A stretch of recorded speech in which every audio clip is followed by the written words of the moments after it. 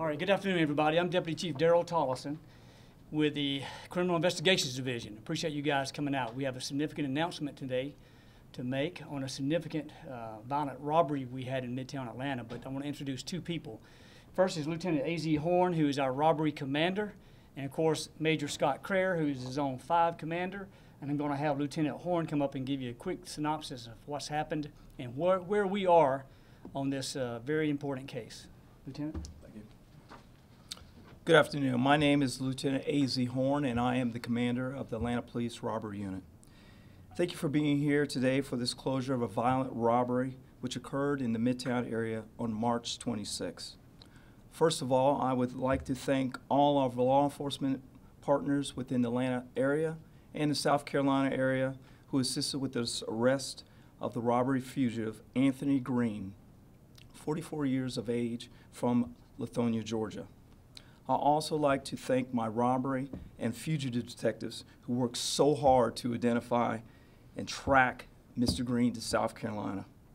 Thanks to all of the Zone 5 officers and the Midtown Alliance who provided the added pressure with making the arrest of Mr. Green.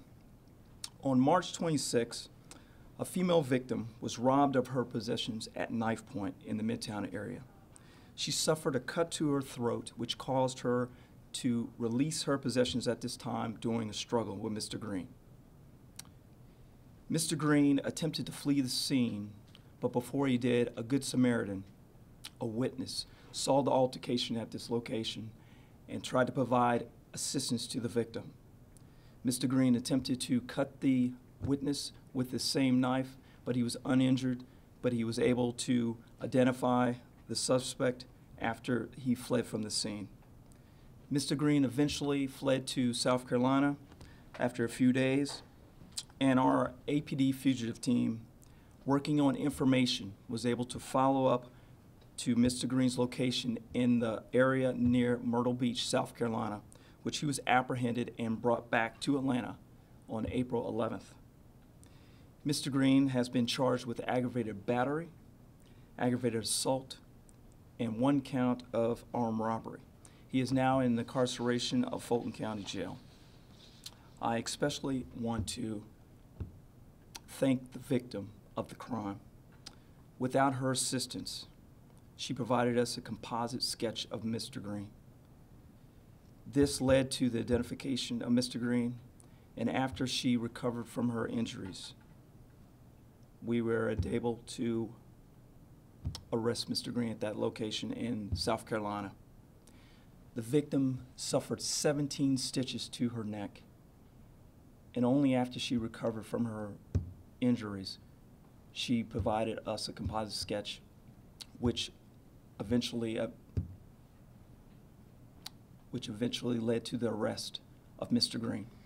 I would just like to say that this crime, this robbery, is not a normal occurrence in Midtown. It's not an occurrence within the city of Atlanta. I would just like to thank all the partners out there that provide information to our Crime Stoppers tip line, and the Zone 5 officers especially, because they provided the extra coverage that we needed within the city of Atlanta to bring Mr. Green to justice. Thank you. Good afternoon, everyone. I just wanted to touch on a few things. Midtown is a very safe place to be.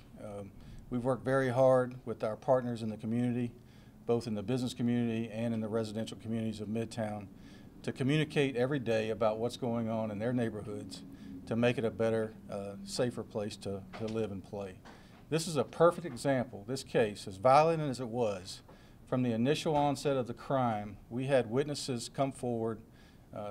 The main witness chased this suspect through the neighborhood and tried to capture this suspect for us, really at the peril of his own life with the way the victim was cut in this case. So he then went further that evening and that next day to ride with our officers to try and locate this gentleman. So I think it's a credit to the citizens, to the community in Midtown, that they would partner with APD to to come to a resolution in this violent case. And I think it's a huge kudos to the men and women that live in that community that partner with us and helped us bring this to a quick resolution. The other folks I want to thank are the detectives, Detective Towns and Detective Reese with the robbery unit, along with their Sergeant Kevin Knapp, picked this case up immediately after it happened and worked it to its resolution.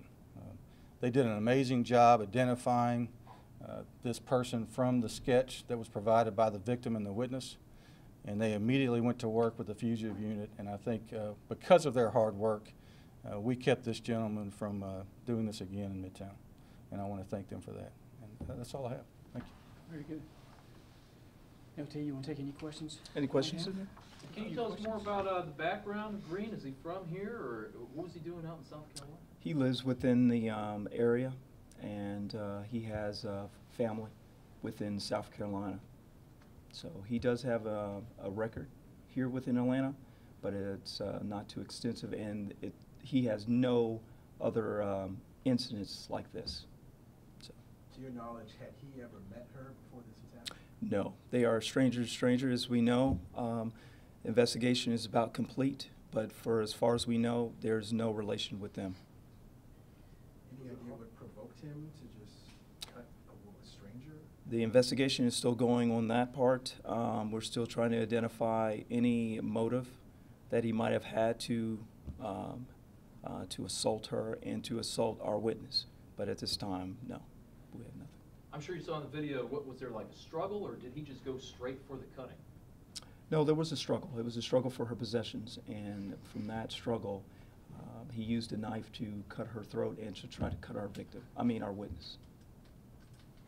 What information led you to South Carolina? It's a lot. We have tips within our community. We had tips from our investigators that he might flee to different areas. And we knew that he had family within the South Carolina area, and that just led us up there. Can you talk about how the sketch played a role in finding him? Because it's a pretty good sketch. Sketch is very close to our subject that we needed. The victim, as soon as she was able to recover from the hospital, she gave us a great sketch, and basically we looked at other video from around the area of the incident in Midtown, and we discovered that he was on scene on other video cameras, and our investigators followed up on that information and was able to positively identify him. What was her, was it particularly hard on her to help out with the investigation? I think we can't overstate how important the victim and the witness in this case was. They were both immediately engaged in what we were doing. I actually spoke to the victim later on that afternoon when she was released from the hospital, and she gave everything she could give. She was more than willing to step forward and help us solve this case. And I don't think without her and the witness that chased this suspect, we would be where we are today. Does the suspect have a violent background? Does he have priors as far as violent crimes? Not of this nature.